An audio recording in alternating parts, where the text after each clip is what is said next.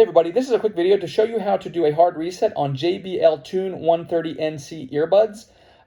If you're having problems with them, well, like they will not connect to Bluetooth, or maybe you're only getting sound out of the left ear or the right ear, and issues like that, a hard reset can fix a lot of those things, and we can actually do that directly from the app.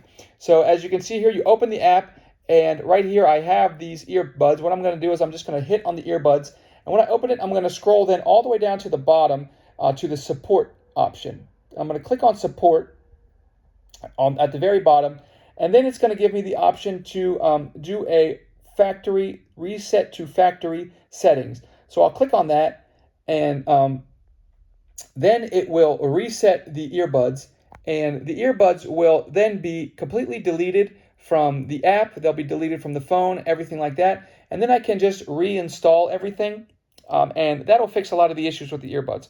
Hope this helped. Thanks a lot for watching. Have a great day.